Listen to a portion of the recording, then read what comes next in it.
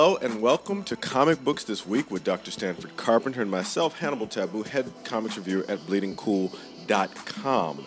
It is Christmas Eve, and today we're going to find out who made the list to be considered good and who will get a lump of coal in their stocking. Are we ready to begin, Stanford, with our list of things that we're going to review today? Well, I mean, I'm wondering if we should readjust it. Who was naughty, who was nice? I mean, there was definitely some interesting stuff out there. I want to start with let's start with Marvel. Okay. And let's go back to one of our usual suspects. Unfortunately, Spider-Man number 82. You mean the adequate Spider-Man, because he's absolutely not amazing. Yes. He's adequate. You know, he swings and whatever, I guess. I'm gonna say this was as far as Amazing Spider-Man. Although I would say it was an adequate story, it was probably the best one in a while.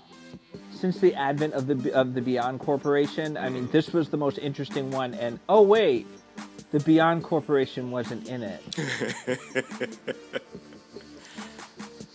To provide some context, several crossovers back, Spider-Man had his body taken over by Dr. Octopus, who then proclaimed himself the superior Spider-Man, and as part of what he was doing, trademarked the Spider-Man name. But then when he left the body and Peter took over the thing, the company that had the trademark went bankrupt and someone else bought it, so now Spider-Man's not legally technically allowed to be Spider-Man, which is a big hot boat of shenanigans coming from a group called the Beyond Corporation, where Spider-Man actually used to work, I believe, if I remember correctly. And now they've subbed in Ben Reilly as Spider-Man because coincidentally Peter Parker is in a coma, and it's a hot boat of shenanigans, basically. And we're still dealing with that, apparently.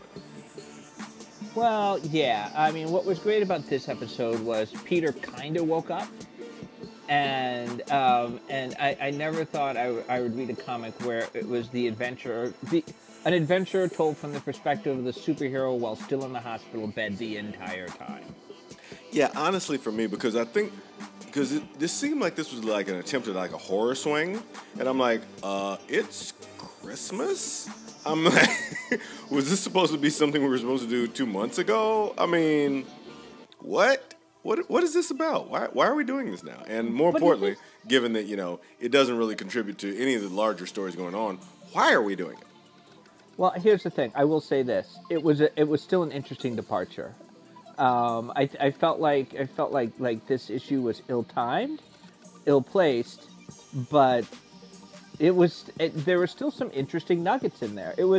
I do think it was interesting to see the adventure of a superhero while he's in the hospital bed the entire time.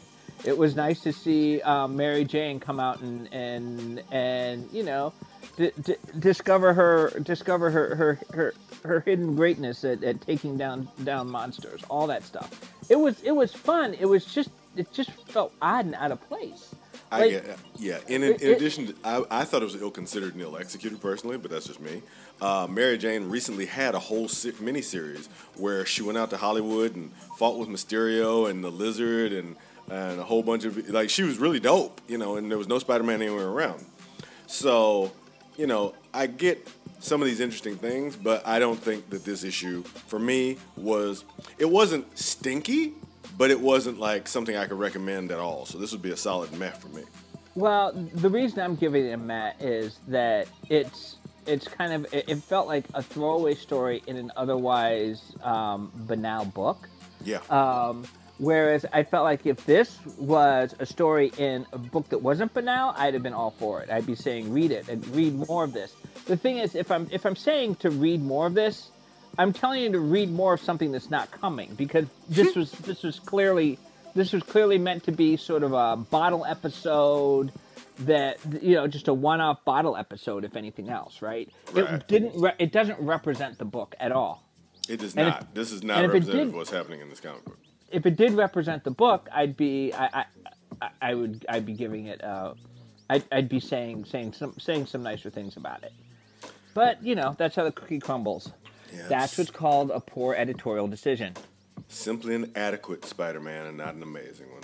This is Comic Books This Week with Dr. Stanford Carpenter and myself, Hannibal Tabu, head comics reviewer at Bleeding Cool. We've looked at Amazing Spider-Man as we're looking at some of the Marvel output this week. I think that's an early lump of coal, but it's going to get worse than that, I believe. What's up next there, Stanford? Okay, let's do Moon Knight number 6. And I'm gonna open up by saying I hadn't read Moon Knight in quite some time, so I went back and just read like the past 4 issues of Moon Knight all back to back, building up to number 6. Yes. I thought number 5 started to get interesting, and I thought number 6 was very interesting, bouncing off of that. I felt like what's interesting about reading multiple Moon Knights was seeing just how uninteresting and how uninspired it started off as a series. Yes. And now I feel like it's on the upswing. Has the swing reached the point of a definite buy? I don't know. Yeah, my opinion is parallel to that, except I thought the initial ideas of making Moon Knight this Eldritch Protector empowered by Khonshu had some flavor at the beginning, but he's drifted so far from that into what I call the Green Lantern Corps problem. When they decided that there were 7 different emotional spectrums, each with its own color of ring, everything, after a while, every problem gets to be a Lantern problem. Whereas here, Khonshu's got a second fist of Khonshu who doesn't like Moon Knight, and it's, Khonshu this and Khonshu that, but there's none of the actual places supposed to be protected, there's none of the actual people who are supposed to be protected, and as such, there's none of the actual flavor of the area to give this any distinctiveness. You only look at it through this extremely, extremely skewed lens of Egyptian spirituality, which, as I practice it, everything in this book is wrong, and seeing that is like, okay, I guess this is what you want to do, but I don't like it. Well, the thing that I thought was interesting was, not the whole second fist of Khonshu thing. I feel like I call it maybe a C or a D storyline, which is the conversations with the therapist. Yes. Right, and I'm not sure the therapist is really a good guy in all this, right? Have you been watching The Matrix? No, I have not. No spoilers on that one. Okay. No spoilers on that. No spoilers on Spider-Man. No, Spider-Man, the new Spider-Man. At least hope you watched Hawkeye. Jeez. Oh, we finished that. I'd love to talk about that. No, just maybe we'll do a special show. Hey. For this, in our family, we save a lot of the movies for Christmas Eve and Christmas Day, and we haven't reached that yet. So we'll get you there soon. Yeah, but I have to say that the stuff with the therapist is somewhat interesting. Actually, having him talk about the fact that he's this Jewish guy running around as the fist of an Egyptian god. I mean, it's just There's so many layers and so much like this doesn't really work when you think about it. Not at all. And to actually have a therapist in there being like, hey, what the hell's going on here? It actually by shining a light on it, it actually makes it a little more tolerable, because I feel like the book is recognizing that it's a problem, and that's the start of a solution. You're enormously kind, because they ran a lot of this in the previous Warren Ellis series. They ran a lot of this in, what am I to be a Jewish fist of Khonshu? Punch, punch, punch, punch. Oh, what am I to be a Jewish fist of Khonshu? Punch, punch, punch, punch. It's kind of like the old Silver Surfer gag where, Shalabal, Zenla. Wait, somebody bumped into me? Fool, I got this power cosmic. Zap, zap, zap. Shalabal, Zenla. Yeah. Lather, rinse, repeat. I get it. I get the lather, rinse, repeat about it, but I mean, I'm just saying what makes this run work. What makes this run work is for me is only that. The rest of it is just kind of like vampires have always been a hard sell for me. Yep. Those aren't working. Yep. I think the second fist of Khonshu is working for me a little better than it is for you, but it's not necessarily all that great. It's just oh my gosh, it's nice to see a person who's a fist of Khonshu, who's a person of color. Well, if you think this is what's working, for me it's underemployed. But this would be definitely a meh rating for me. I agree with underemployed. I'm still stuck in a med, but I'm willing to maybe reconsider in a different light later. Oh, look You at know, you with your Christmas spirit. well, or maybe I'm just waiting for a full moon, um, Yeah, which is and I'm not just what waiting I'm for getting here. Kwanzaa. Anyway, so this is Comic Books This Week with Dr. Stanford Carpenter and myself, Hannibal Tabu. We've talked about Amazing Spider-Man and Moon Knight. What'll be up next, Stanford? All right, let's go with Kang the Conqueror. Kang. We was Kangs. We was Kangs, they was Kangs, and it all sucked. Yeah, this one, I mean, it reminded me of like, you remember when on The Simpsons when Sideshow Bob was in like that field of rakes and he kept stepping on him and they kept whapping him in the face? This reminded me a lot of that.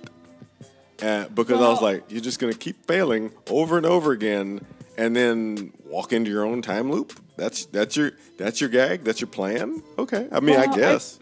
Okay, the only reason, one of the things I felt satisfied about this was because with the very first issue, when you and I talked about this, I said the ultimate ending is this character is going to go through time and then he's going to come back and turn out to be the person in front of him, right? That this is just one big loop. We talked about that. We did. And I was like, they'd never be that predictable. So, what I'm doing is I'm giving them points for at least following through on their promise, right? Every story is a promise. They at least followed through. Now, we knew at the very beginning that the follow-through was not going to be all that great. So for us to say that after they fulfilled their promise, that the promise wasn't all that great, is at that point we got to look at ourselves in the mirror and say, you know what? We this is not shame on them. This is shame on us. So, fortunately, this is a book that is over. It's run its course. So I don't have to give it a recommendation for whether or not to continue to read. Yeah, and don't get me wrong, because this creative team has a lot of talent on it. I really appreciate these writers. I really appreciate this creative team a lot. But I think that self-created limitation that you say of fulfilling the promise of this to, walk in your own time loop is... I would have had a hard time pitching it. I would have had a hard time committing to it, even, for $1. And I've written books I was like, I don't think this book is a good idea, but I'll go ahead and do it. And I was able to come up with something that in the end I was like, oh, okay, it actually turned out okay. It's fine. Yeah, I think this didn't do enough because it essentially it made the whole book, okay, it doesn't matter now. So if $4 a book times 5 doesn't matter now, then you're supposed to just tell me I'm just throwing my money out the window? That don't make no sense. Not in a panorama bread? No, that don't work. No. Well, but here's the thing. I actually did feel like this had some really good story beats in it along the way. I gotta say I did enjoy his romp through Egypt where we meet like the one of the early Moon Knights, right? I thought that was interesting. I thought it had some interesting beats, but here's the thing. I can't say that there's anything. It's hard for me to be too critical because it's kind of like somebody gives you a lemon, right? Okay. And you chose to suck on it. You can't complain it was tart. But people didn't give this lemon. They tried to sell you this lemon. Okay. Well, all I know is we sucked on this lemon, so we got to take some ownership for the taste here. This is our job. This is what we do, man. I get it. I have a great. Okay. My take on this book is it had to be done because Kang the Conqueror is part of the Marvel Cinematic Universe. Yeah. What could they do? Well, what they could have done, which would have been interesting, was actually start playing do something that acknowledges the fact that the Marvel Cinematic Universe is Kang is black and this one isn't. That would have been kind of cool to kind of play around with that, right? But they didn't. And I can see why they didn't because, well, corporations aren't exactly known for their bravery. That's true. So then what you're left with is a story that I think the creative team did a pretty good job with what they were given. But Yeah, okay. ultimately, we knew what the story was in the very first issue. The only thing that was left open was what was the journey gonna be to get back to square one. But here's the thing. And that's what we did. I mean, so I find it hard, it's hard for me to be like, oh my god, I can't believe. Well, they told us that we were in for something, that was going to look exciting and turn out to be ordinary. I would have an easier time believing you if not for that recent Fantastic Four story that we covered a few weeks ago that had two Kangs, Immortus, and a whole other thing that showed us, oh wow, this is a completely different Kang story, and it's super interesting. And that was a done in one. So I appreciate they tried to sell me a wolf ticket on this, but I'm not really buying it because I'm like, yo, you literally just showed me you could do an interesting Kang story, even with loops, even with fitting in between the raindrops, even with all the things that you have to do with a time travel story working out. So I'm like, nah, I'm not going to be able to give you a pass on this one. All right, well, I mean, like I said, I'm not gonna recommend it for the next issue because there is no next issue. I'm not going to recommend it for this one. It's a meh for me. This is Comic Books This Week with Dr. Stanford Carpenter and myself, Hannibal Tabu. We're here Fridays under the green It's Complicated house at about, I think it's, what you're in Central Time Zone, so it's 2:30 Central, I think it's 3:30 2:30 Eastern. Central, as in center of everything. Oh, God, yes. Here you go again with that. Anyway, if you want to follow the greenhouse, we appreciate your time. We'll be here and we'll hope to keep it interesting. Speaking of, what is the next interesting thing we will discuss? I won't say next interesting thing, but I'll say the next thing, which is Trial of Magneto #5. Oh, it tried it. It absolutely tried it, Stanford. Wow. This has been quite a journey for us, hasn't it? No. To sum up, on the eve of the Hellfire Gala, which was like a 7,000 issue crossover that covered one night, the Scarlet Witch was murdered, and people think Magneto did it. However, this is not a trial. There was no investigation, and for at least 2 issues now, nobody thinks Magneto did it. For at least 2 issues, nobody believes that. Yet we had multiple issues where Magneto showed up for less than 3 panels. Yes, thank you. So there's very little Magneto even in him. There's no trial, there's no Magneto, there's barely any of here. So we instead found out, I don't know if we want to spoil it because it's really dumb and it doesn't really make that much of a difference, but a lot of this was an elaborate gag to pull, to basically kind of clean some of the dirt off of a character that's had a lot of screw-ups. And I think to go, again, for a 5-issue series, that's $20, that's a lot to ask people if you just want to do something you could throw in a Wikipedia entry. I'm not going to be able to support that.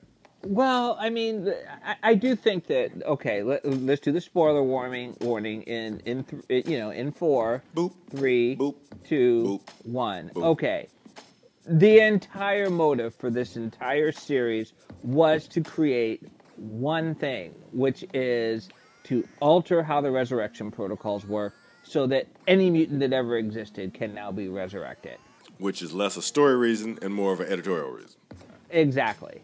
And to prove that, at the very end, they bring back Thunderbird, who's been dead forever, and his death was large. I thought he was the only character in the Marvel Universe that was going to die and stay dead. Get ready for Uncle Ben. Yeah. So yeah, it's. But the thing is, there's so many elements of this journey that bothered me. Yeah. They said it was a trial. It wasn't a trial. True. On top of it, we're watching this as we're watching some other real trials where people are, where we've got people who are supposed to be in authority getting up on the stand and crying their eyes out to get mercy and we can't even like ask Magneto a question.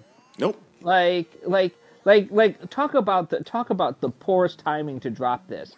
Like it's dropped at a time when everybody's paying attention to trials, right? Yeah. And then that also makes you look even that much worse, because if I really wanted drama, I was going to turn on MSNBC, not open this book. Nice.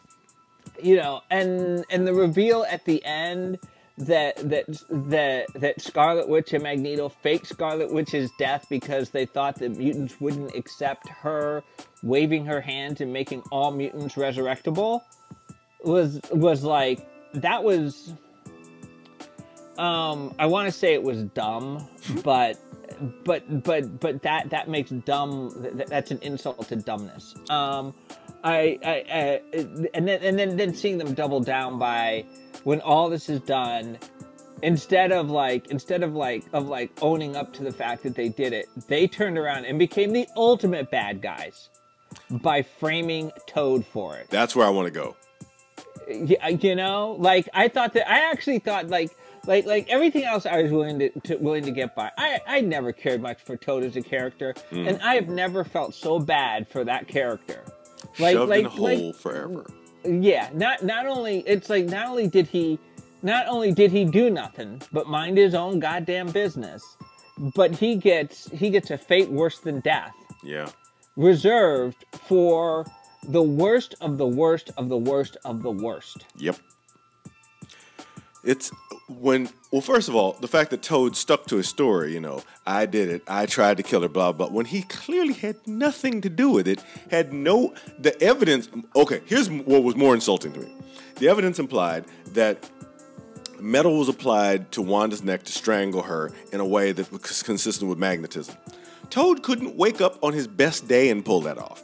There's no possible way he could have done that. Yet, ignoring the evidence, we're going to forge ahead and we're going to stick this guy in a hole. And that struck a chord with me. Because you know the community we're from and you know how many people get railroaded. The Innocence Project exists for a reason. So seeing this on the supposed egalitarian wonderland that is Krakoa lets me know that they got deep, deep problems in this society. As bad, if not worse than the ones that we have in our own. And that really chafed me.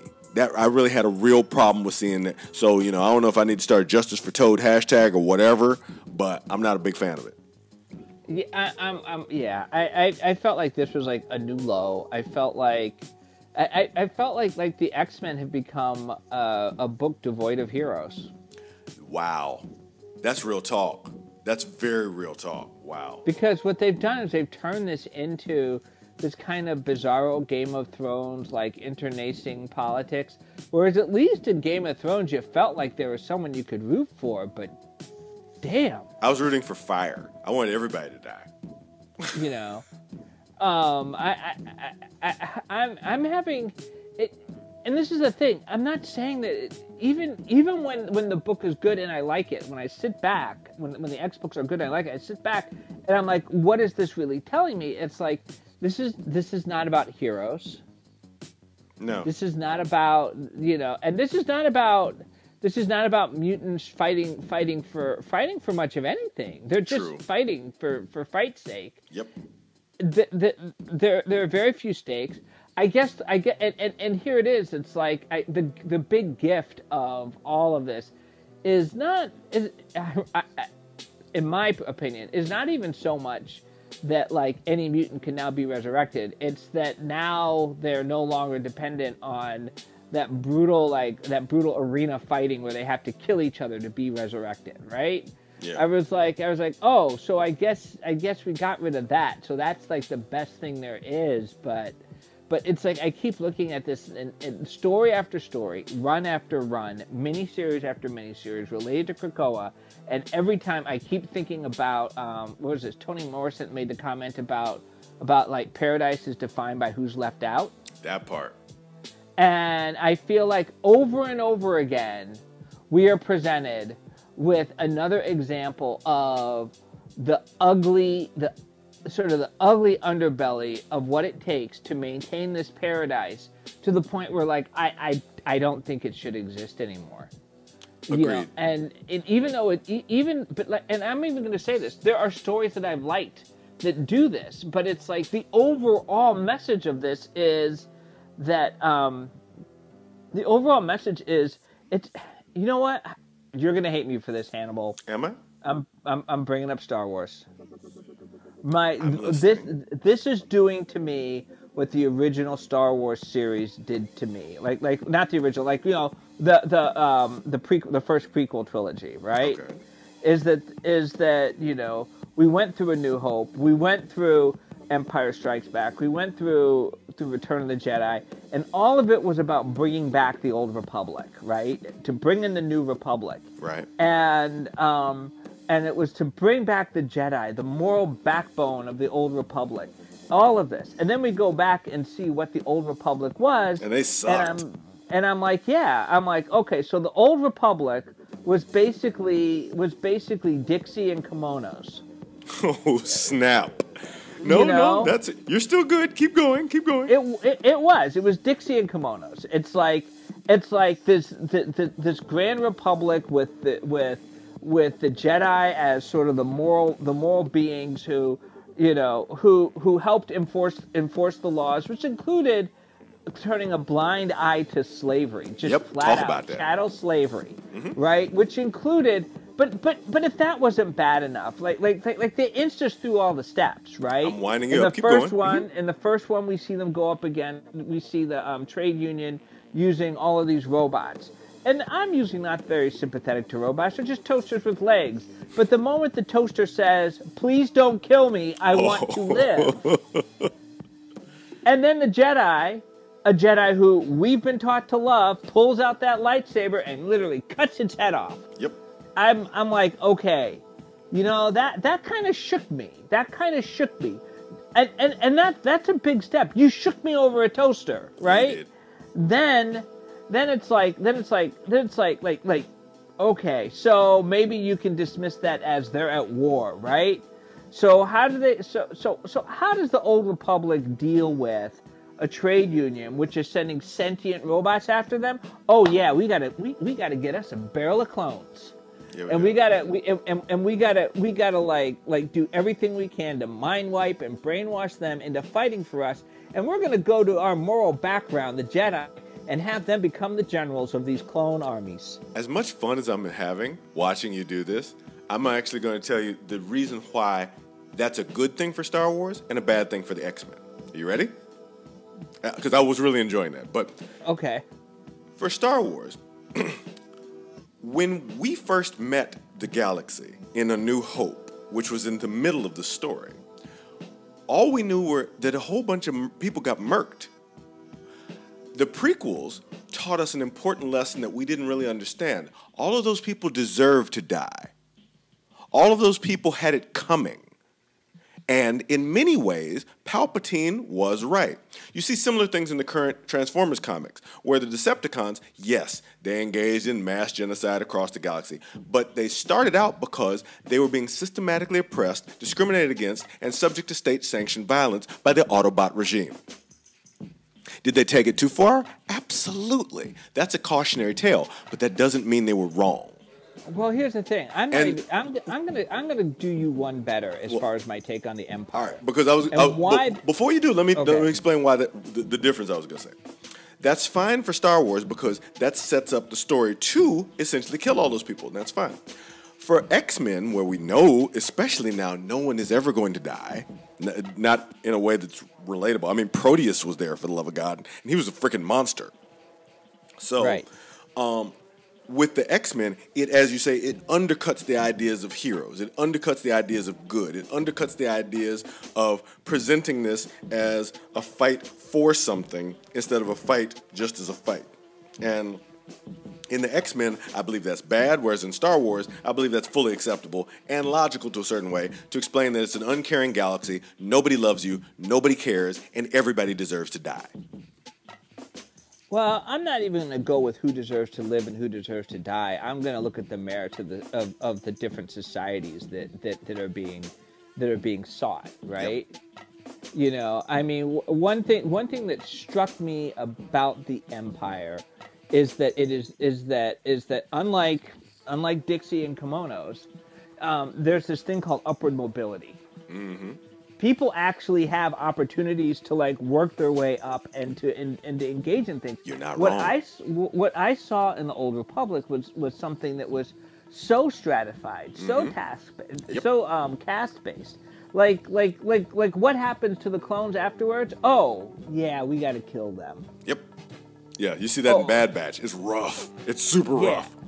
Exactly. So what I'm seeing a lot of in my issue in terms of taking any of this over to, or not taking it over to, it's my issue with what's happening in Krakoa is very similar. Is that the deeper we get into the machinations of the Quiet Council, the more I feel that every character that has become a member of the Quiet Council has become so tainted that I can't look at them in terms of being a positive protagonist in any way, manner, or form, right? Yep. So, in fact, except for one character, there's actually one character that until this trial about was actually starting to look interesting, like the only good guy on the council. And that was Magneto. But now he got to go and frame Toad. Ruined. Well, right? Yeah. And so that's the thing. I'm not seeing anything good come of the Quiet Council. I'm not, when you create a Quiet Council and all of a sudden, Mr. Sinister becomes one of your forces for good, you done gone messed up. True. You know that you are that whatever you're sitting on is not it's not a force for anything positive. I look at what I feel like what we're really seeing is the tainting of all mutants. Yeah. And I'm actually seeing the reason why humans would want to get rid of them. Wow. So you know what that actually says to me? Krakoa is the new Cantobite. That Krakoa, by placing itself in this place above laws, beyond morality, beyond the specter of death itself, places itself in a place where the mutants cannot look good. And yeah, you're right. All of a sudden, the Orcus thing, they're like, all right, that kind of checks out. I mean, a little weird with the hoods, with the Redeemers, but yeah, that all starting to make some very valuable points. I'm trying to figure out in what what the mutants have to offer humanity at this point. Well, according to Magneto, and this is and several mutants have actually said that mutants have always offered the same thing to humanity: extinction. Yep. It's always been what they've offered, and as such, for me, that's not what I want to read. I mean, don't get me wrong. I've wanted the death of humanity plenty of times, but this is not. In the immortal words of Switch, not like this. Not like this. This would be a no for me. This book would be a hard no for me. X-Men Trial of Magneto is a hard no for me.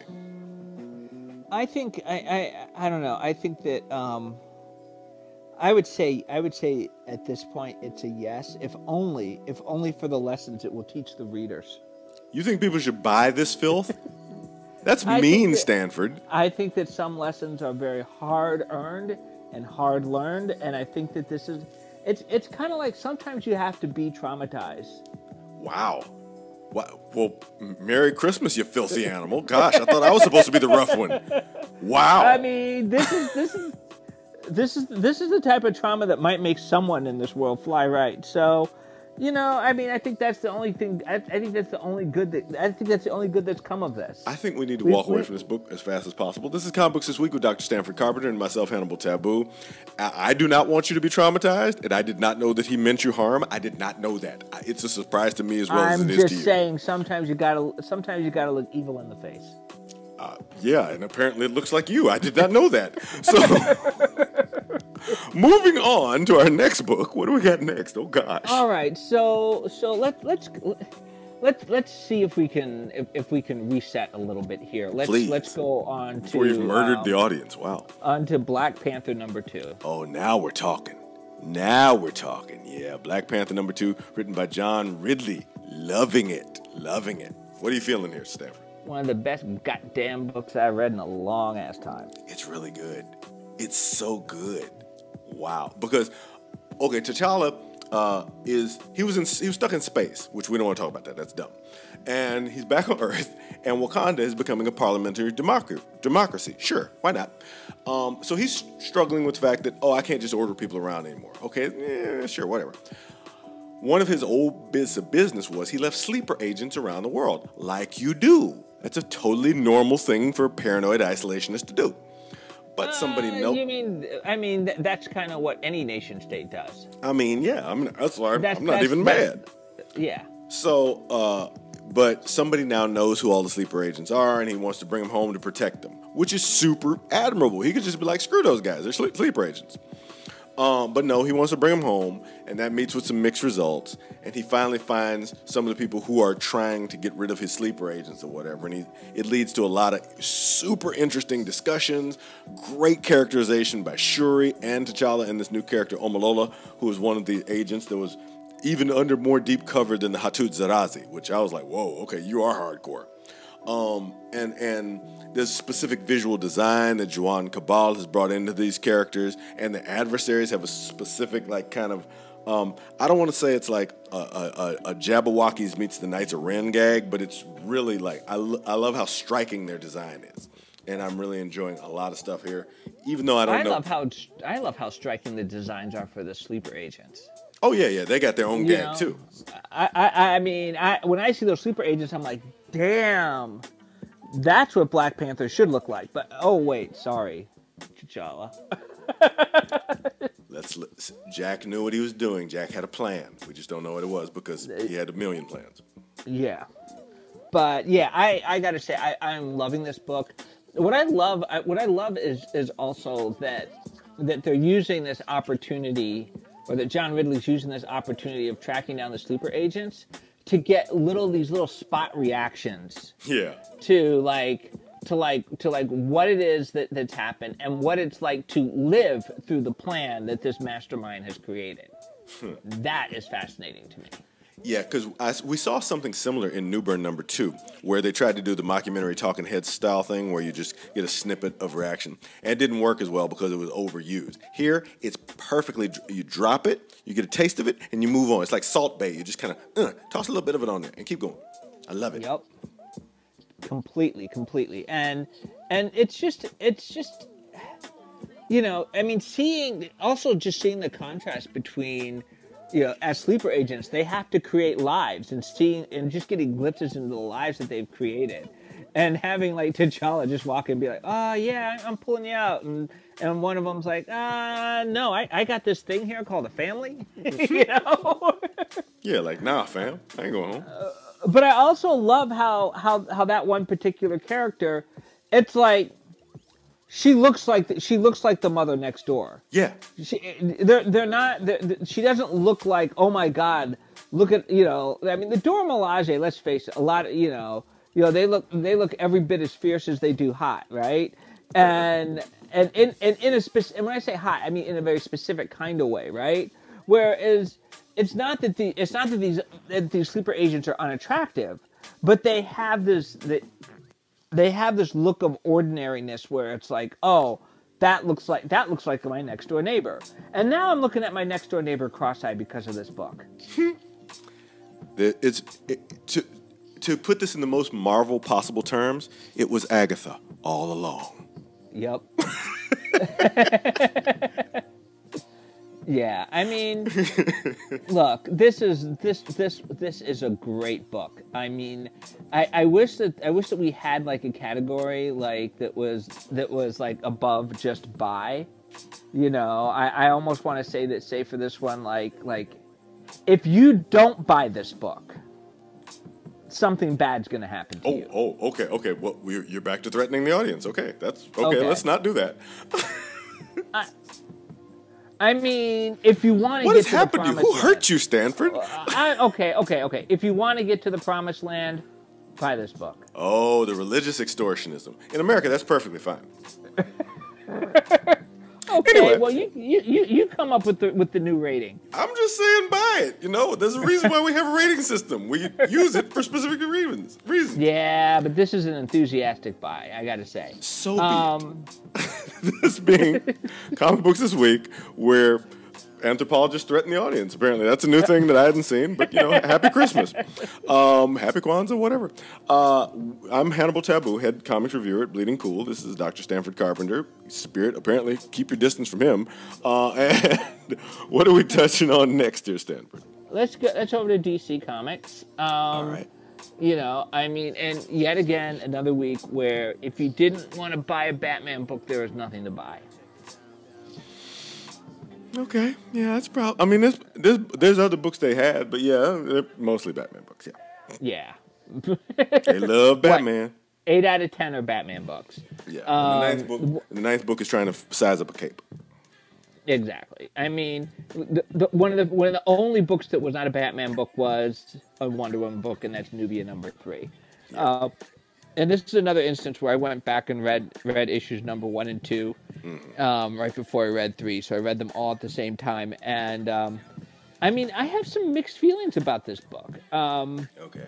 I actually really love like the story beats. But I feel like this is one of those books, you know, and I've said this before about being a pet peeve of mine, is that it is way overwritten. Like there are panels where there's more stuff going on in the word balloons than there are in the pictures. Okay, yeah, that's fair. That's a fair assessment. And for me, I mean, because this book is doing something that no book other than Wonder Woman Historia has done for Themyscira in creating really rich actual lives and actual characters out of more than one or two Amazons. And I'm really enjoying that. I'm really enjoying the world building. What I feel is that this is like when I got in the car with my great-grandmother and we were going to the mall, we would get there, but she was driving really slowly. And, you know, I'm like, could you press on that accelerate pedal a little bit more? We need a little bit more gas, a little bit more oomph, a little bit more urgency. And that urgency, I don't feel is happening here. Actually, it's even commented by characters in the book. Nubia's former role was to protect the gate to Tartarus. And since she's become queen, she hasn't named anybody. She's thrown parties, and she's talked to people, and she's slept with somebody, and she's done some other stuff. But she hasn't really, like, done, you know, her job. So we're 3 issues in now. I'd like her to, you know, do some more things instead of considering the things, which I can't tell if that's an editorial push. Based on what I saw in Cyborg and some other books that have happened, I would imagine it is, but I can't say authoritatively. And watching that happen in this Nubia book, which looks so good, Stanford, it's so beautiful. It's so amazing and rich and so many wonderful looks at body positivity, and you see the gorgeous kinky hair of Nubia herself, and it's amazing to see all these things in a comic. But I'm like, yeah, I'm just looking at it. So I'm like, do something. Let's do something soon. It is amazing to see a lot of these things, but a lot of these things are covered up by word balloons. Ooh, well, yeah, that's fair. I mean, and that's what bothers me. Like I'm looking at one at the center 2 pages, and I'm like 1, 2, 3, 4, 5, 6, 7. So you got 7 panels on a page, which is a decent amount of panels, right? Yeah. And you've got in those 7 panels.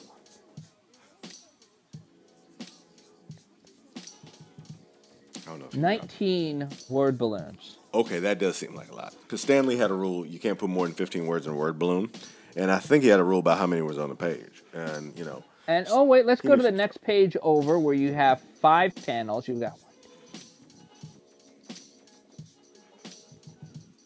19 again. 19 word balloons. Let's not nitpick it. You know, this is the work of 2 writers at the same time. So it's not just one writer on it. So, you know, there's a lot going on. Well, yeah, I mean, but I start off by saying I think it's wonderful story beats. Everything that you said are things I love about this. I love that it's giving me a feel for Amazon culture. Mm-hmm. I just wish that I could see a little more. I wish that this is a book that really needs an editorial hand. Or maybe less of one. Well, yeah, I mean. It needs a different editorial push in that like even on these pages where I'm saying that there's way too many word balloons, it's like when I read what's in there, I'm seeing a lot of repetition as well. You know, I mean, I just think that it hasn't quite hit the balance between telling us and showing us. Yeah, that's fair. You know, I mean, for me, this is going to be an honorable mention because it's a really good looking book. But yeah, I think that possibly the periodical format is doing it a disservice, and we'll be able to see a better picture when it's collected. Maybe. I mean, but here's the thing. It's a great story. I'm actually loving to get to know Nubia. I'm also loving to get to know like other mechanics around the Amazons, like the whole thing with the Well of Souls, right? This whole idea that okay, something bad happens to you, you end up in the Well of Souls and you come out, but you don't necessarily have all the memories of what happened. That's fascinating to me, right? Young woman. Or do you? Because maybe those memories are what make you.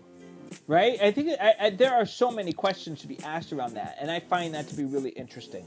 I love seeing how these new Amazons are acclimating to becoming Amazons, right? Mm-hmm. That's really fun to watch. I actually like the way they have that page that separates aside and just deals with a specific concept, like Doom's Doorway or the Circle, right? I love all of that, right? And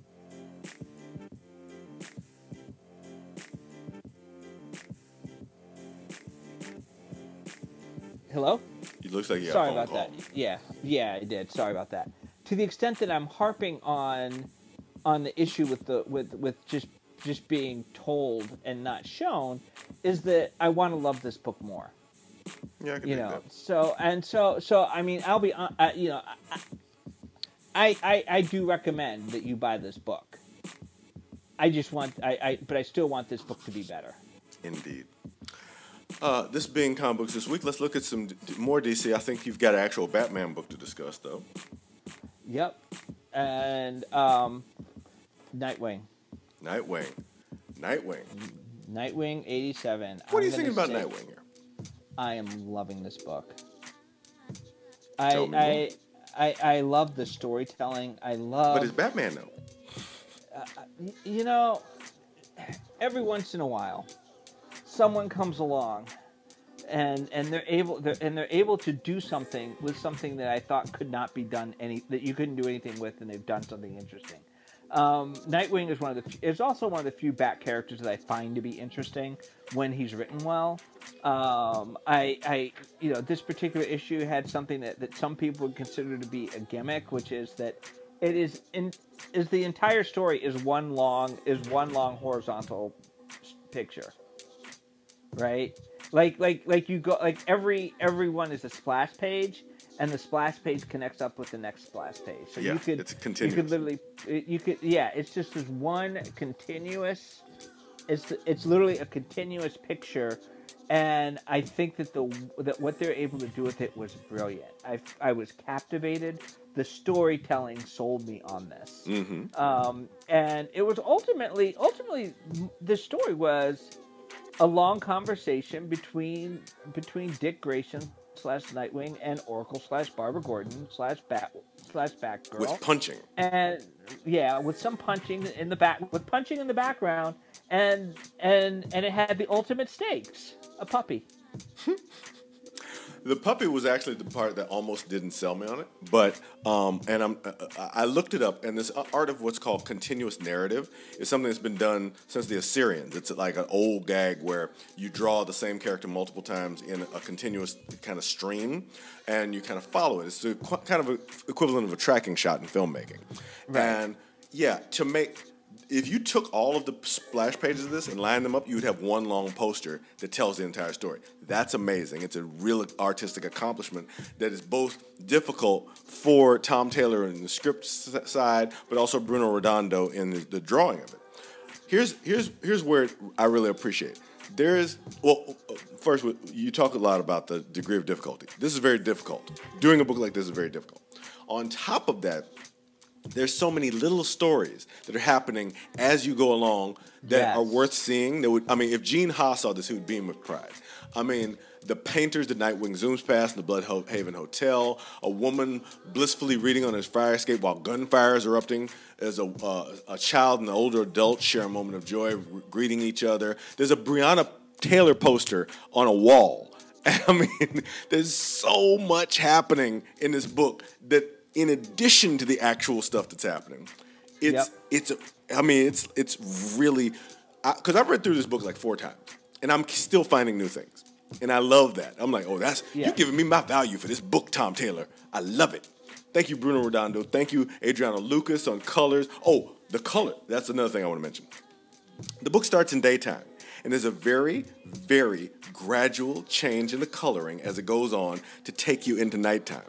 And watch, like, I didn't notice it the first time, but the second time I read, I was like, oh, that's subtle. Oh, that's very crafty. Oh, I love that. That's very, very good. So there's a lot to like about this book, and I really enjoyed that. I recommend this book very highly because, first of all, in the same way people look at Larry Hama's silent issue of G.I. Joe and homage that, this is definitely going to be something people are going to be like, wow, how can we do that? How can we do it like that? And with such a kinetic character like Nightwing, it's almost easy, but it can't be easy because all those little drawings it's like early animation. It's super, super difficult, but wow, what an accomplishment. And you know what? I mean, I would say this about this book, and I would say this about Black Panther #2. You know, a lot of times we talk about how like the book was not worth our time and not worth our money. Yeah. You know, I would say I would give more time to these two books, and I would give more money to these two books. Yeah, totally.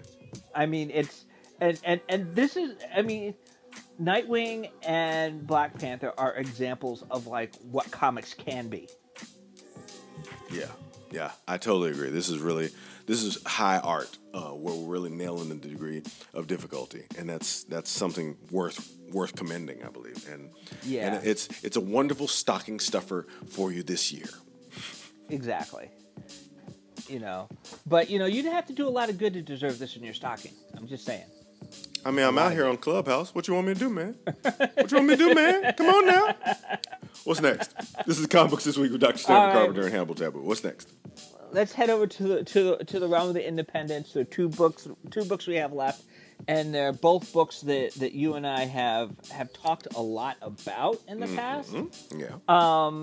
You know, I say we do Time Before Time #8 first. All right, I'll start here because I want to quickly. I also want to dash on a couple other things that I covered. But Time Before Time is a great series.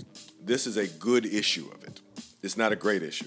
There's been moments that have been more gasp-worthy, and moments have been more gonzo, and moments have been more interesting. This is a solid part of the story. There's nothing wrong here. I still would recommend people buy it, but I've been dazzled by this book. I've been astonished by this book. And this issue doesn't do either of those things. That's not necessarily a bad thing. You know, it's a perfectly solid installment of the book, and it's head and shoulders over many, many, many things we've talked about here, and many, many things that came out this week. So I still recommend it. It's you know what it is? It's kind of one of those books where on a bad day, it's still better than everyone else. Absolutely. And I think that's what was interesting about this book. Like for some reason when I read it, I was tired and I couldn't quite remember exactly where the book left off. So you know how when that happens, you don't quite remember what happened before. You're still jogging your memory. Yep. And what's really carrying you is truly the quality of the storytelling of the book. Absolutely. Because even though they're doing a good job, you still don't know what's going on. When I was in that state, I was enjoying this book, you know. And then I was like, "Oh yeah, that's what happened. Oh, that's where this fits in. Okay." Yep. Like I think that also what's interesting is that with a time travel story, you can't get much more confusing. Yeah, true. You know, and so you have to have really good storytelling behind something like this to make it work, because your readers are going to be confused. That's part of the nature of the type of story. Yeah. Time travel stories are supposed to be confusing. That's part of the consumption, right? So yeah, I'm here for that. I'm here for it. You're right. This was not the best issue, but it was. I gotta say, put this on the buy pile. I would agree with you. I'm a big fan of Time Before Time, and I would not say this is the time to jump off the train. No, definitely not. And let's hit Righteous Thirst for Vengeance #3. Righteous Thirst for Vengeance finally explained to me why this guy's so boring, and honestly, made me completely check out of it. Really? It's a beautiful book. It's a beautifully done, paced, considered book, but I'm not finding a lick of it interesting. Not a lick of it. tell me more. All right, I guess. Okay, so the lead is this gentleman who is pretending to be an assassin, basically, pretending to be a muscle guy for criminal elements, and that pretense comes to a fore when he's actually asked to do the actual job, and he can't do it. He can't whack this lady. Things go sideways in a big way, and his life is in danger by trying to protect hers. I get it, and I found a little twist. I was like, oh, that's a cute twist. But it wasn't a cute enough twist to make me think, because I've been really bored watching this guy, and now I understand that he's playing a character. So there are boring parts of it that he's trying to, just pace through and make work, and I'm just not here for it. I don't object to other people liking it, but for me, this is a solid meh book. Yeah, here's the thing. My honestly, when I read this book, I was kind of like, "Oh, we got all the answers. What the hell?" And you were hardcore for this book. You've been going hard for this book. I haven't, but you know what? I'm not at the point where I'm willing to let it down. I'm like, okay, I'm gonna give it a moment to see if it can do something interesting here. I mean, I do like the idea of now we're finding out that well, I kind of suspected from the very beginning that he was trying to figure his way into something, figure out what was going on, right? Yeah. And now he seems to have figured out what's going on. I think part of the issue is that opening sequence where you see somebody where is it taking place? It's in French Polynesia. Yeah. And you're just walking into this space where you've got these men walking around and these women walking around topless, and they're completely there just for all of the shits and giggles of the men. And it's a combination of just sexual fantasies, bondage fantasies, all of that stuff. And so you get the sense that and you start to realize that's where the orders are coming from, right? Yeah. That there's this other society, and here's the thing: I like that concept of this other society, right? But I'm still not being sold as this particular other society being a part of the world that we're dealing with. Yeah, I just I'm ready to pass on it, but you're much more forgiving than I am in this regard. Well, I mean, one thing I love about this is the mechanics of the storytelling are amazing.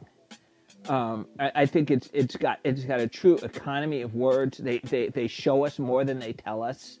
And I think that's one thing that's really, really interesting. I think that what's also interesting is that, the whole point is, you're right, he's supposed to kill this person and he doesn't. Well, now that he hasn't killed her, now it really becomes her story. And unless her story is really, really interesting, this whole thing falls apart. Yeah. That's a meh for me. So, but I see you're still on board. God save you. Speaking of staying on board, I want to give a shout out to my man Kareem. Thank you for listening today. I really appreciate your presence. I wanted to cover a couple more books if we've got a second, Stanford. Yep. All right, real quickly. There's a book called Eat the Rich, #5, which came out this week from Boom Studios, which I don't know if this is a spoiler or not. It fulfills its promise, but it does so in a way that I thought was really naive. If you're in for a wish fulfillment, oh gosh, I wish things could be better sort of thing, go with it. But do not look at the details too much, because the fridge logic will have you be like, wait a minute, that doesn't make any sense, and that would never work. And this is wait, what? So yeah, and of course that's what my brain does. My brain lives to do that to me. So Eat the Rich, I do recommend it, but it is only because I would like to see certain banners fall and certain injustices righted. But there's that. Likewise, if you're into Star Wars Darth Vader, which issue was it? Sorry, I didn't have that. I got it. Star Wars Darth Vader #19, I thought was really great this week. He's assembled an eclectic crew of murderers, some of whom are zealots, some of whom are just in for the money, and working outside the Imperial system to attack Crimson Dawn, which is run by Kira from the Solo movies and has infiltrated most of Imperial society. And he's decided, I'm going to take them all down and do so in a way that doesn't screw with the timeline, and no one will ever know they freaking existed, because I'm Darth Vader, baby. And it's super, super entertaining.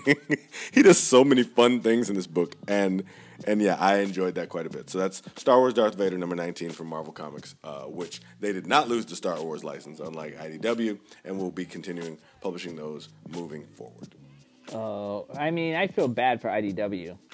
It's a rough call to lose all those Hasbro books. I mean, that means Dungeons & Dragons, G.I. Joe, Star Wars, Transformers, all that stuff is going. So it's like, whoa, fam, that's rough. Dark Horse was like, yo, let me get that license back, fam. I guess. What do they have left? I mean, they got some Lock and Key books, you know. I mean, that's just like... Oh, and My Little Pony. They're losing that too. And they make a lot of My Little Pony books. Because my daughter loved their My Little Pony books. Loved them. So did mine, but now she's into Titans. I know, right? And now my daughter, she's about to turn 12 in a couple days. She's watching WandaVision. Right. You know, I mean that's a whole other episode for us, just talking about watching our kids grow through different heroes and villains and stories. Yeah.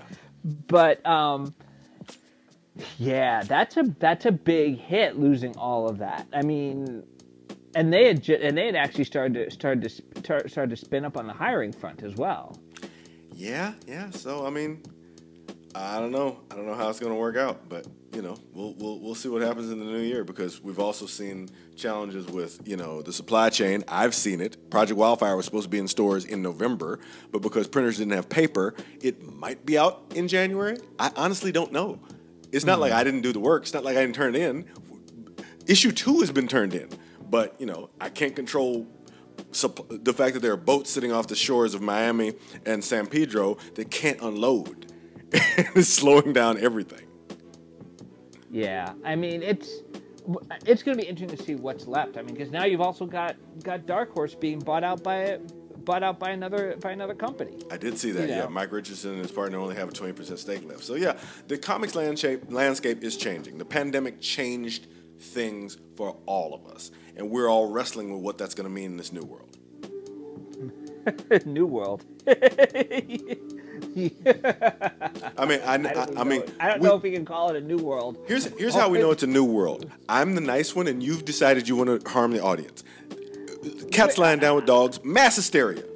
I can't help it if I wouldn't say we're living in a new world. I think we're still living in the wreckage of the old one. Or the upside down, yeah. Yeah, I mean, it's going to be interesting to see where things are at. And I'm thinking as soon as this summer, because this summer is when you really see what happens in comics, right? Yeah.